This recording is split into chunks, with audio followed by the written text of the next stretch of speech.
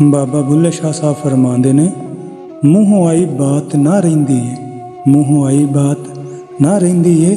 झूठ आखां ते कुछ बचदा है, सच आखियां पांबड़ मचदा है। जी दोहां गल्लां तो जचदा है, जच जच के जीबा कहंदी है।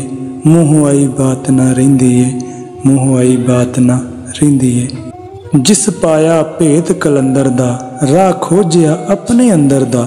ओ दासी ये सुख मंदर दा, जिथे कोई न चढ़दी लैंदी है। मूँहों आई बात ना रहिंदी है, मूँहों आई बात ना रहिंदी है। एक लाजम बात अदब दी है, सानू बात मलूमी सब दी है। हर हर विच सूरत रब दी है, किते ज़ाहिर किते छुपेंदी है। मूँहों आई बात ना रहिंदी है, मूँहों आई बात ना रहिंदी है। असीं पढ़िया इलम तहकीकी है, उत्थे इक्को ही हरफ हकीकी है। होर झगड़ा सब वधीकी है, एवें रौला पापा बहिंदी है। मूँहों आई बात ना रहिंदी है, मूँहों आई बात ना रहिंदी है। जे ज़ाहिर करें असरार ताईं, सब भुल जावन तकरार ताईं।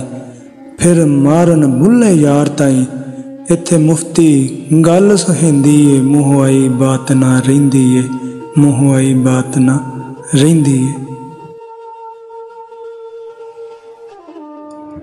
तुसीं सुनदे पे हो मां बोली पंजाबी ते चैनल तालब पंजाब दा। ते तालब पंजाब दे चैनल सबसक्राइब करो, लाइक करो, शेयर करो ते कमेंट दे विच दस्सिया जे कि साडी वीडियो तुहानूं किस तरह दी लगी।